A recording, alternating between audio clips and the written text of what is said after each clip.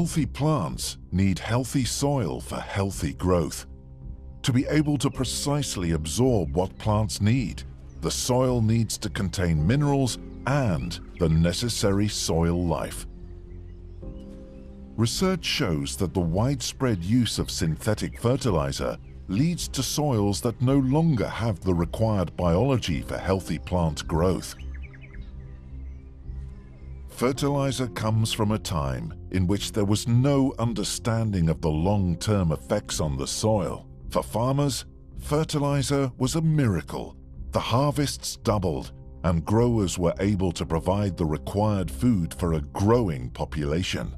But now, after years of using synthetic fertilizers, the effects on soil quality are apparent.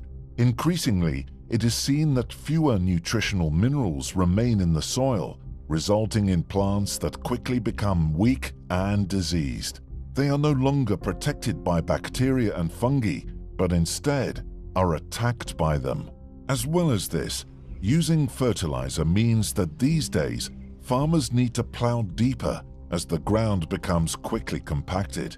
This is a costly business for farmers and is disastrous for the soil. There is a better way. It is not widely known, but the roots of plants are able to develop more easily in an environment rich in old roots. Here you can see the current plowing method, in which the soil is turned to 25 centimeters. This means that the plant really struggles to reach the thousands of passageways that other plants have created with their roots. They often don't even reach through the plow pan, which is caused by plowing the land with heavy machinery. A surface cultivation method can offer a solution to this.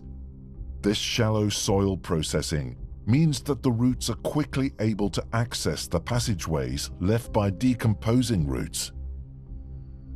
In this situation, they only have to work really hard once they reach the extremities of the passageways. This means that they can root deeper year after year and ensures that there is even more soil and water available for growth. Dealing with diseases by spraying does little more than suppress symptoms. A healthy plant is able to the problem of over-fertilization. The vicious circle must be broken.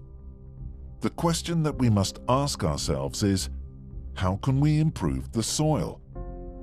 The answer is surprisingly simple, but requires some explanation.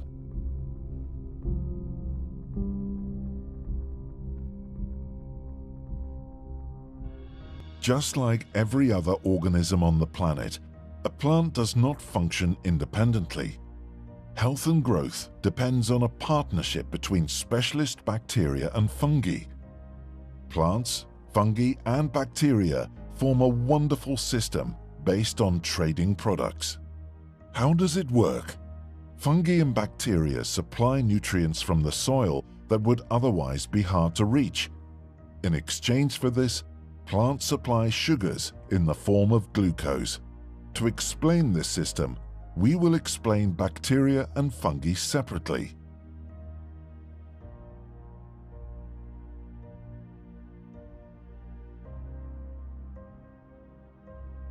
Plants have a problem.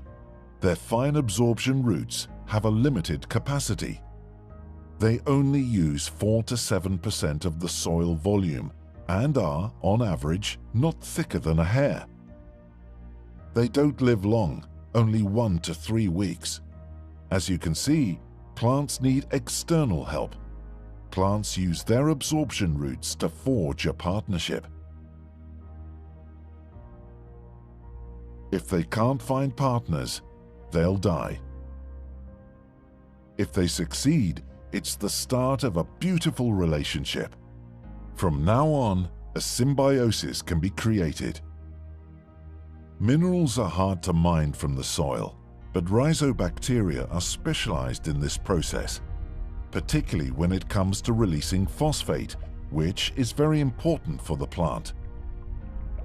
These bacteria also carry out countless other important tasks. including one which is very special. Rhizobacteria form a sort of natural defense system around the roots. Anything attacking the plant is kept outside by the physical presence of these rhizobacteria. They ensure that there is no room for disease-causing bacteria. They have their own interest in this because the plant provides them with food. However, the bacteria also need help. They are not travelers. The bacterial colonies do not move back and forth from minerals to the roots. Most minerals found in soil are located outside the reach of the roots, and therefore also out of the reach of rhizobacteria. These can only live near the roots. As we have seen before, the zone of absorption is therefore very limited. Mycorrhizal fungi are able to drastically increase this absorption capacity. It may sound like a modern development, but it's not. The fungus has always existed, but due to modernization, its role has been neglected.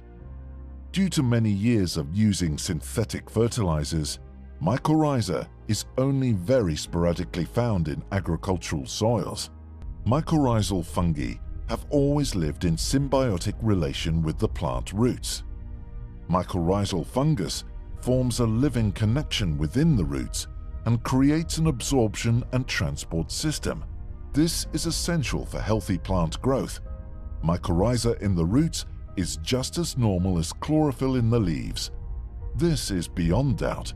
As stated before, the absorption roots of plants are 0.2 millimeters thick. This means that they can only grow in macropores, as shown here. Now we zoom in to see what happens when the plant gets help from the mycorrhizal fungus. The fungal threads are even thinner than most bacteria. They are only as thick as 3 microns. This means that these thin threads grow easily in the micropores, where the majority of nutrients and water are stored. Without help, a plant would never be able to reach these areas. It's not just the roots, but also the fungal threads that are responsible for the absorption of nutrients and water. The long, thin fungal hyphae that fully takes over the absorption of materials from the roots are able to provide disease resistance.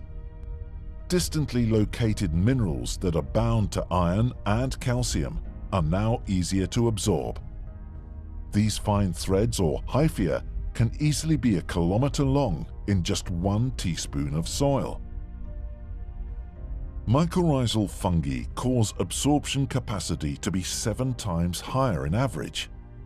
This means that growing can be done with less water and that weeds have far less chance to thrive due to competition for space. The benefit to the fungi is the glucose produced by the plants. For the plants, the benefit is a larger absorption zone. This unique and constant interaction between the plant, bacteria and fungi creates a really fantastic symbiosis. The payout that the plant provides to its partners is water, minerals, and glucose.